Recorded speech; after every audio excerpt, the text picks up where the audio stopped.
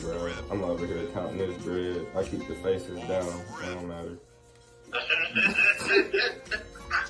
It don't matter.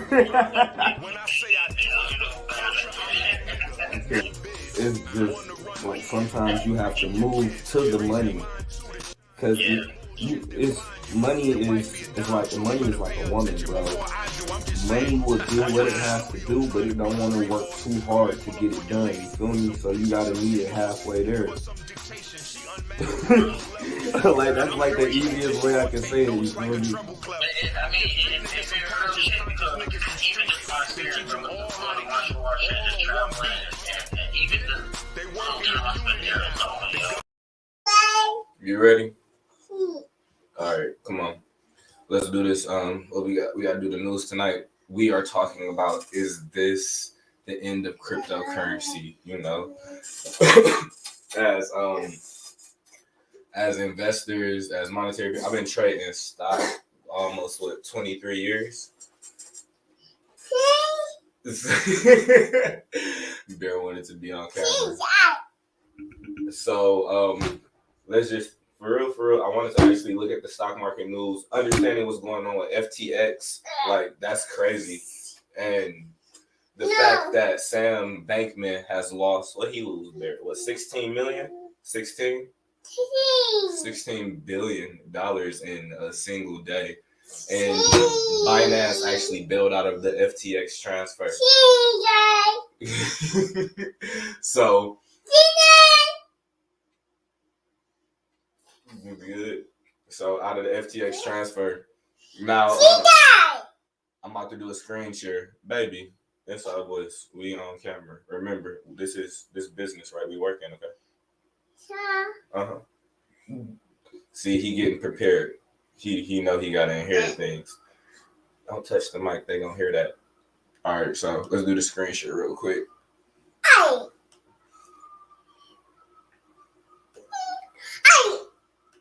tabs. Let's look at the market, because right now the market is looking really wild. I don't remember last time I seen Bitcoin this low. So maybe later. Look at Bitcoin. Bitcoin earlier today in the red is at 16,000. We have Ethereum. This is current. This is live right now. We have Ethereum fluctuating between 16, 17. Yeah, and just understanding, I seen Solana, and I'm so heavy on Solana, and oh my god, it was heartbreaking to see where Solana was just now. Solana $15. Just a couple minutes ago, they was at $13. But even still, that's half of where they were at today. Some of these companies' numbers have been split in half. So, as an investor, understanding the direction that the market is going in. Are you want to do the news? You gonna do the market news? Okay. But for me right now, this is not a good time to. It's not a good time to invest at all, and that's the main reason why. If I can get anyone as legit financial advice, like real, you should possibly bail out of the market, allow it to level out, unless you are knowledgeable and you understand how to short the market. Because right now you're going to take loss after loss after loss. This is fourth quarter. Nobody pulls up in the fourth quarter. Everybody is going to just continuously drop. So then, oh my God, it's just like right now, I'm so thankful that I personally do not hold heavily in any of these coins. And I wish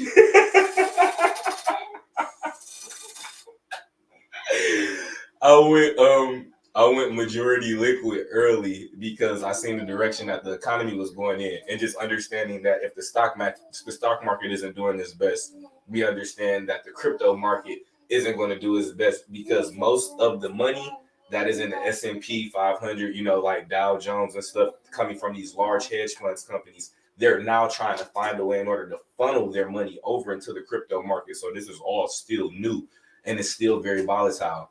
I don't believe this is the end of cryptocurrency, but what we're going to see is a lot of companies that don't deserve to be around start to fall off. So what we call this in the crypto market is like the legit word is called shitcoins. So we're going to start seeing a lot of those fall off. And Gary Vee said it best: if for companies that don't have utility and they don't have technology use case, they won't be around. That's why I do believe Solana is going to weather this storm, and they're going to be one of the long ones to get. And even XRP, chunky. XRP, because of their contract and the aspect of which they're dealing with ISO 222 compliance. Any company that's ISO 222 compliant is for sure going to be around. So those are the companies that you should look at. But once again, I recommend that you go liquid for the moment and you let the market bottom out, and then you come in and you invest that way that you will be able to come in on the gains. Because if you're not in a position to where you know how to short the market, you're going to put yourself in a bad situation.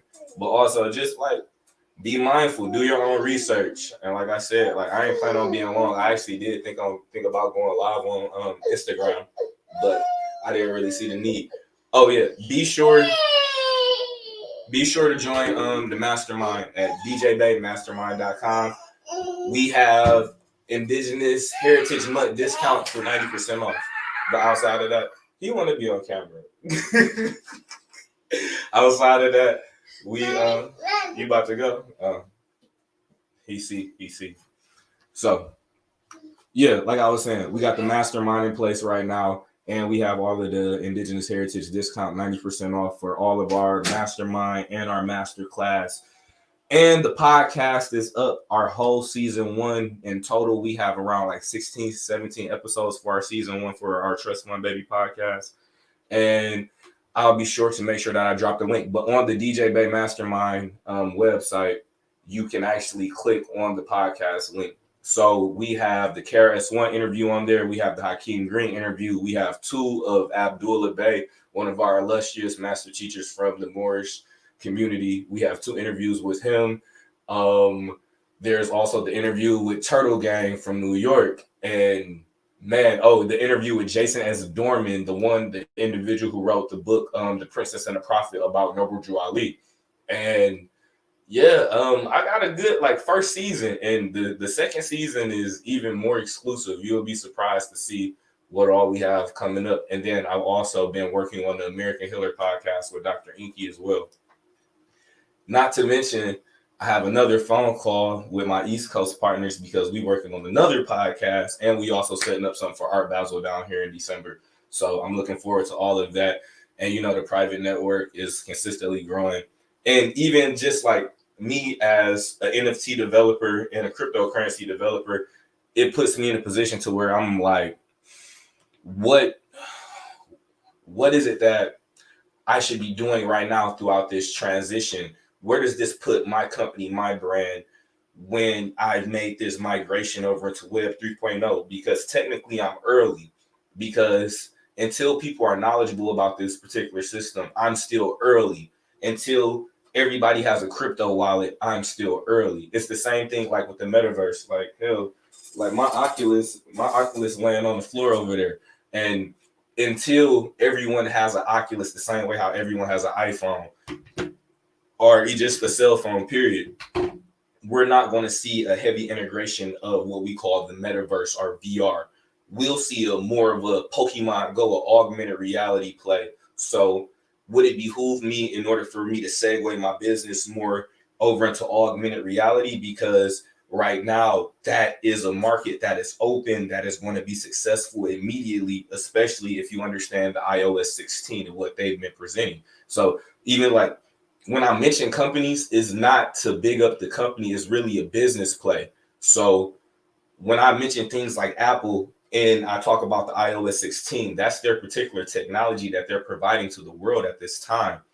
And how scaled that technology is, they're making it to where they have crypto wallet integrations, they have NFT integrations, they have your passport now to where it can be added into your wallet.